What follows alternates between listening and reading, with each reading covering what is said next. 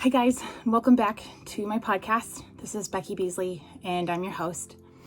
And today I'm doing things a little bit differently today. First of all, there's no essay that I'm attaching to this episode, and I'm speaking purely from experience and just where I am today. And there's good and bad going on at all times, of course, and that's just how life is, and I don't think that that's ever going to change. I would be naive to think otherwise, but I guess my clickbait, or whatever you might call it, of the title of this podcast being I confronted my youth leader about purity culture, is why you're here. And I hate to be a killjoy or whatever you call it, but I didn't have this huge blow up with my old youth pastor. I had a great, intelligent conversation that is, I hope, going to continue. I hope this was part one of like an 80-part series. That's my hope anyways. But I'd love to just kind of dive into how this all came about and like how I got to the point of where I was calling my youth pastor to talk to him about this stuff. And it's a little bit of a story. It's nothing that's gonna like blow your socks off, but it's just my experience that I'm willing to share. And I hope that I can encourage you that if you have the same urge to confront your old youth pastor about your purity culture experience, that you do the same thing. So the start of all this was that I was a deconstructing human being. I have been in fundamentalism forever, since the beginning of the dawn of my life. Every morning we suited up and we were on our way out every Sunday morning we were dressed to the nines, heading to church, serving our guts out. That was like what I knew. That was what I thought life was. And I didn't see any life outside of that as an option. And I was fine with it for a good while. I even adopted it into my own experience, my own marriage, my own kids. So now as I stand here as a 33-year-old deconstructing millennial, who is an ex-pastor, a wife, a mom, a feminist, all of the above, I have a whole different outlook on everything. And I started to have these thoughts of, dude, what he taught me, what my old youth pastor taught me, hurt me. It is a bad message, and I want change for the next generation. I know that we're going to have to welcome some Gen Z into this deconstruction experience as they become more aware and as they, just open their eyes up to, what they've lived in and experienced so far in the fundamental church. But if I can do something for the generation coming after them, I want to. I feel like what's the point of this whole deconstructing thing if I'm not using it for the better good of other people? The whole point of me becoming a pastor was so that I could be the change in the church that I wanted, and it blew up in my face. So now I've been just kind of sitting back and being like, well, how do I make change from outside the church? What can my reach be now that I'm not in the church anymore? And the thought to have a conversation with my old youth pastor crossed my mind often. And I was like, that I just don't have the relationship where I can we just call him up and be like, let's dish, hey, you've hurt me with what you told me as a child, and here's why.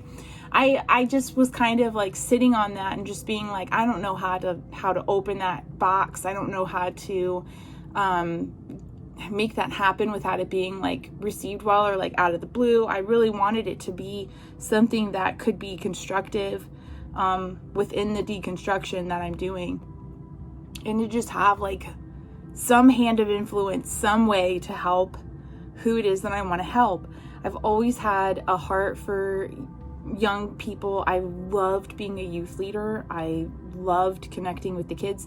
They all thought that I was insanely lame, but they loved me anyways. I loved taking kids to camp. I loved connecting with them because I feel like my experience as a youth, it's not that it was like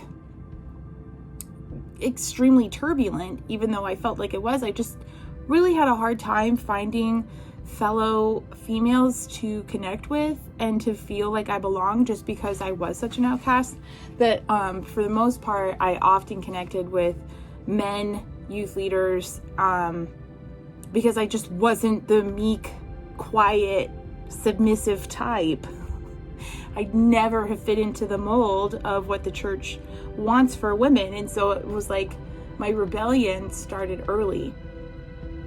So I always had a good relationship with my youth pastor. Like we were buddies, we played, we had a good relationship. Like it was good times. But when it came to the teaching part of youth group, I often would either honestly check out, or I would listen and be like, I don't think so. I don't agree with that. And I would, for the most part, go home and argue with my mom and dad about it, and they would just be like, well, this is the youth group you're a part of, and oh well. So there was like not much I could do with this as a child. So it was a lot of control that I didn't have as part, as far as being a kid goes. And like, what kid has control at that age?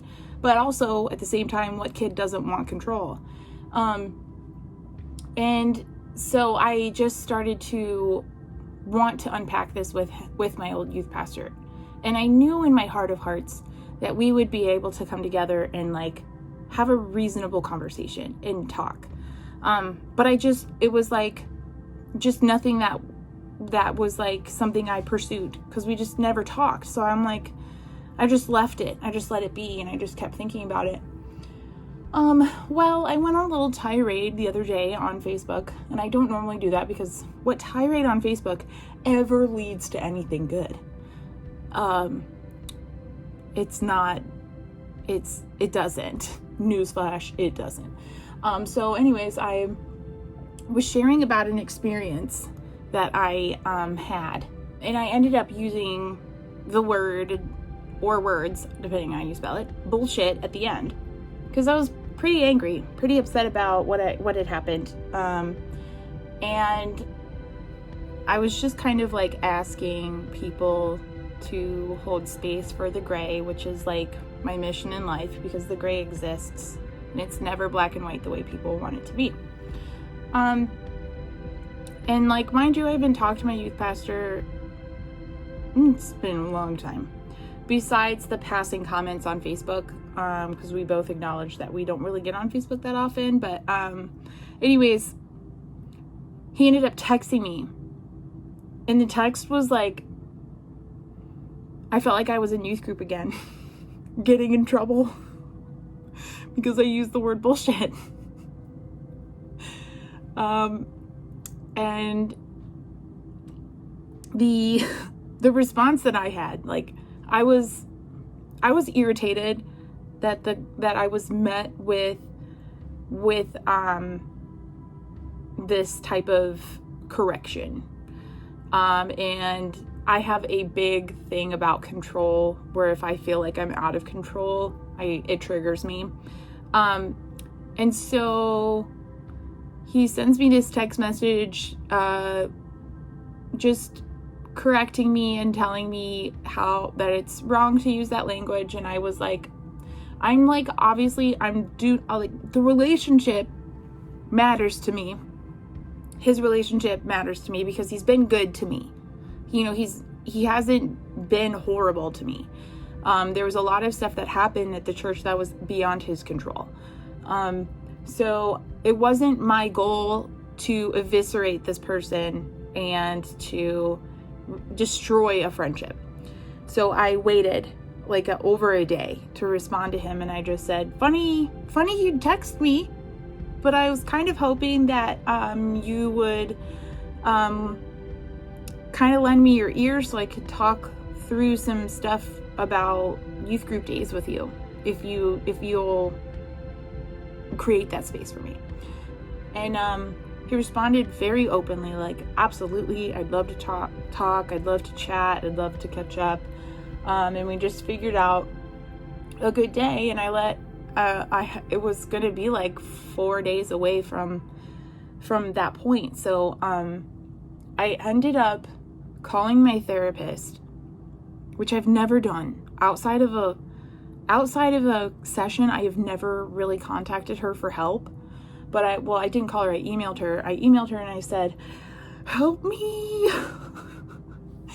And I felt guilty about doing that because I'm like, she gives me 50 minutes of her time every other week. Like, I wasn't expecting to get like free help.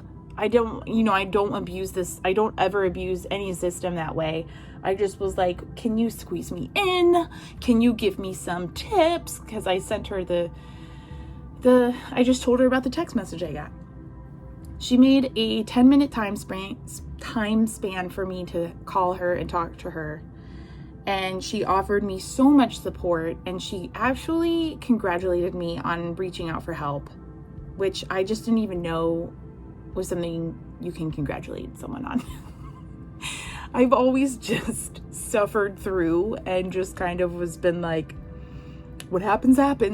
But in the 10 minutes, we covered a lot of ground, and we were able to discuss the text message and discuss like the boundary that I needed to now set with him. It wasn't even so much about confronting about purity culture anymore. It was about how I now needed to establish a boundary, because it's like, I'm a wife, I'm a mom, I'm also a grown adult woman.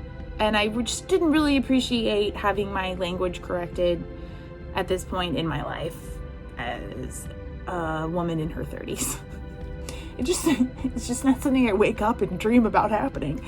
So anyways, I had a great session with her. I actually had my first experience where I went into an anxiety attack after my session with her, the 10-minute session with her, and I felt like I was having a really hard time regulating just my nervous system and my breathing, and I could feel my heart thumping outside my chest. My breathing was shallow, and it was like hard. Well, lucky for me, I was at the beach, and I just went into the freezing cold water because I watched a TikTok one time where this person was having a hard time regulating their system, and they stepped into ice cold water, and they said that it just kind of like resets your whole body, because now all of a sudden you are face to face with like your body. Like you can't ignore the chill. So I went into the ocean water that was freezing cold, and I completely submerged myself. It was like needles jabbing into my skin, but I did it, and I was able to just kind of like get a hold of myself that way, and it was really amazing. I highly recommend doing that if you struggle with regulating emotions in your body. Like, that worked for me great. So anyways, I had a great I was at the beach with like the most perfect, amazing people to just kind of like dissect life with, and we had great talks. They're also deconstructing their faith. They've left the church. They're wanting to do a house church, which my husband and I want to join as soon as possible, as soon as they start it. So anyways, then I had the whole weekend to sit on what I was going to say to him, and I ended up writing it out and figuring out what it is I would like to say. And today I called him, and the rush of adrenaline that went through my body was intense. But before calling him, I sent him a text, and I just said, hey, I just need you to know that I am dealing with, I'm recovering from trauma, so I might just need some extra grace and patience as we discuss things. And of course, he responded very, very kindly. And I called him, and we talked for an hour and 40 minutes. and it was a good conversation. And I was able to tell him like how the text message came across to me. And I just said I would prefer that if I say something like that, that might seem out of character for me, even though like I curse all the time. I don't normally curse on Facebook just because that's where all my fundy friends live. But I would appreciate a text asking me how I'm doing and like seeing what's up, rather than a text correcting my language and having control over me. So I was able to express that. He was very open to it. He heard me, and then he was like, okay, so what's up? And I dove in, dude. I dove in hard. I've literally unpacked all of my trauma on this guy. And it all connected. It wasn't like a word vomit situation, but I was able to tell him about the church that we just left. He thought that I was still considered a pastor. I was like, nah, brah, that ship sailed. I am not a pastor whatsoever. I no longer have a youth group that I'm leading. Just all this stuff. I just stay home now, dude. So he was like, that was his concern, because he was like, I thought you were still part of the church. And I was like, no, I'm not. I'm honestly not. And the fact that we were able to dive into the stuff that I'm dealing with, that kind of all connects to the purity culture from my childhood and my youth, that I received from him in the youth group he ran with other youth leaders. I wasn't expecting to be able to get into my deconstruction with him. I figured we might. I figured we might touch on stuff, but for the most part, we were able to have like intelligent discussion. And towards the end of our conversation, I said, I don't want this to be the last time we discuss this stuff, because it swirls in my head. I talk to my husband as much as I can, but the things that I struggle with, I either have full agreement on one end or the other. And I said, I want to be able to challenge. That's what I want. I want to challenge the black and the white as I sit in the gray. I want to challenge the fundamentalists. I also want to challenge atheism and whatever else opposite of fundamentalist that is, because I just can't sit here and like completely give up my faith and completely give up who I believe in, because I didn't say one word about how I wanted to have this discussion with my old youth pastor to anyone. I might have mentioned it to my husband, maybe my best friend, but that's it. And the fact that this whole situation unfolded before me and gave me the opportunity to be able to discuss stuff with like the epicenter of my childhood, of my fundamentalist upbringing person, I can't not give credit to God. I have to give credit to God for that, because I've been sitting here saying like, I don't know what I believe in anymore. I don't know if like the stuff that I've experienced so far in my past and everything was in fact God, or if it was just life happening. I asked for a sign without asking for a sign. And the fact that I was able to discuss this and like start to unpack new stuff, start to just challenge, like I even challenged him on a post I wrote this morning about what does it mean to give it to God, because he was telling me like all my trauma and stuff I have. He's like, you need to give it to God. And I said, well, Chuck, honestly, what does that mean? What does it mean to give it to God? I don't even know what that means. We say that, I've heard it my whole life, but what does it actually mean? What magical words do I need to say? What prayer is the perfect spell to cast to deliver me from the pain I have in the trauma I've experienced? Like what do I do? And he was able to hold space for that. And like those are the kinds of questions that I just want to be able to spit at somebody. And not spit like in a disrespectful way, but just like have and like be able to give it to them. And especially someone with a fundamentalist background who's still in the fundamentalist church. So he was able to tell me that, I was his first class. Like when he came to youth group, I was in 7th grade. And he was a brand new pastor. Pepper, don't growl. Pepper, stop. It's okay. Pepper's upset about something. So anyways, stop. You made me lose my train of thought. Thank you.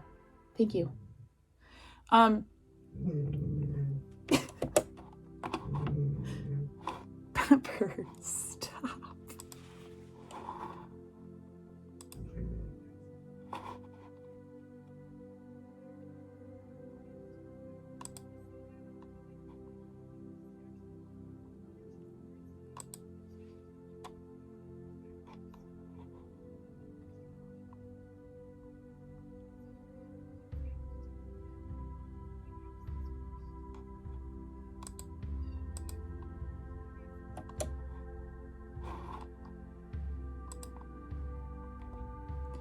So he was able to express to me that when he first started, he was like very much so about the don'ts. Don't do this. Don't do that. Don't.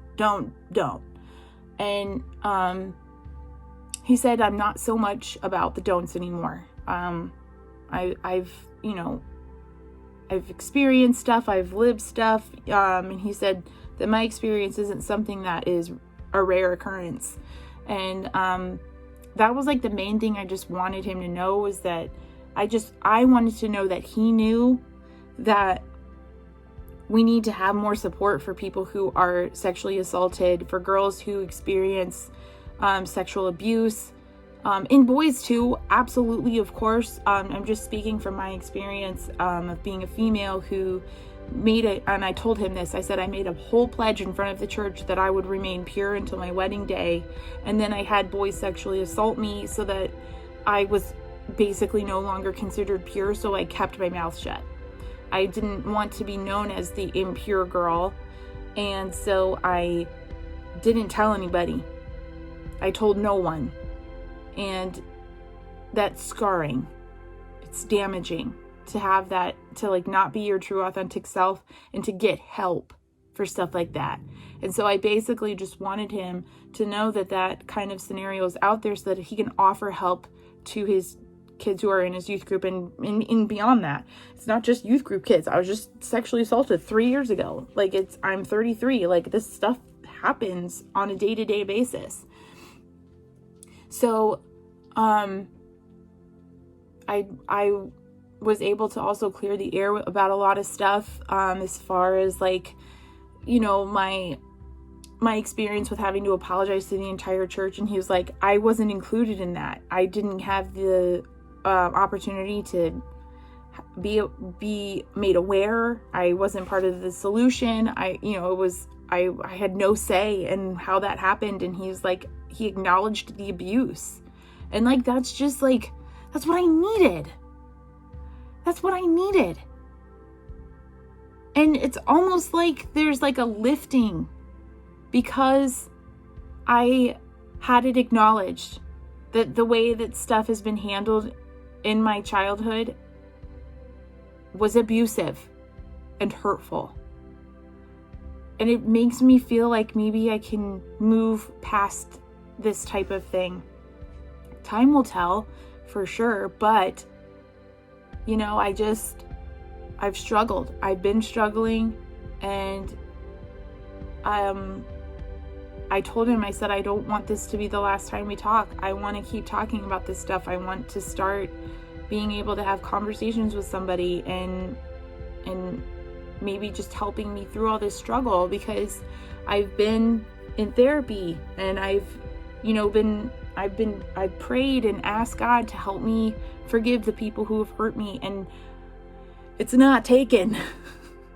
And I feel rushed. I have felt rushed to forgive and not ready to forgive. But like the way that I'm suffering by the unforgiveness and the bitterness that I have, I just need another avenue of support. So I'm kind of hoping that I can work through stuff with him and be able to have conversations that are going to be productive and open doors to healing. And like maybe continue opening his eyes to stuff that I've discovered and beliefs that I've shifted along the way, and like not be like gotten mad at. You know what I mean? Like I need to be able to have someone disagree with me, but at the same time still respect me. And I think that I have that.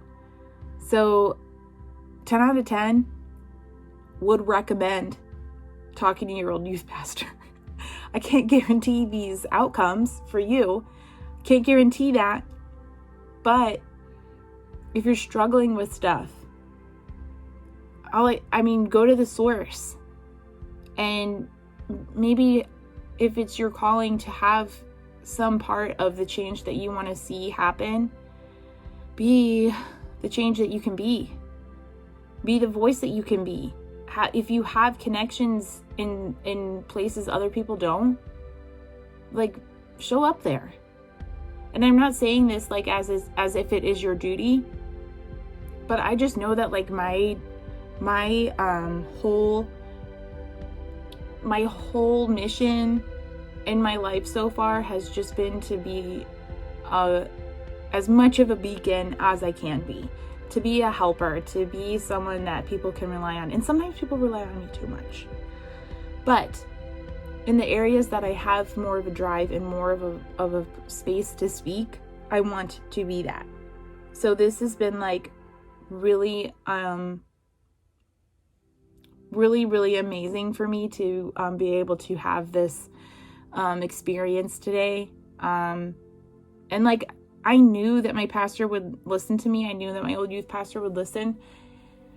I knew what our relationship was, so that's why I did it. And if you don't have like this type of relationship, like, you need to just gauge how it's going to go from your own terms. Like, I'm not like a mirror you can bounce off of. But if you know that you can potentially have that kind of conversation with someone, if you've left the church and you've experienced hurt, if you know that you can go to that pastor and like speak your truth, first of all, that's their job, is to listen. That's what they're freaking paid to do. And second of all, you know, there's that Bible verse that says, if you have a knot with your brother, go to your brother. So I feel like they're bound to that. And then third of all, I knew it was going to be helpful to me, in that I would be able to experience some type of freeing of strongholds by doing this, and I have no regrets. So approach with caution and make sure it's a safe space, but go for it. That's all I have for this week. Thanks for tuning in and for listening, and I hope that this was helpful to some people. Maybe it will inspire you to go do the same. If you do, I'd love to hear about it. Seriously, send me a DM on Instagram. Let me know on TikTok, or you can even send me an email. I'd love to hear from you. Don't forget to rate and subscribe. I'd love it if that happened. And yeah, that's it. I hope you guys have a good week. Thanks for listening. Bye.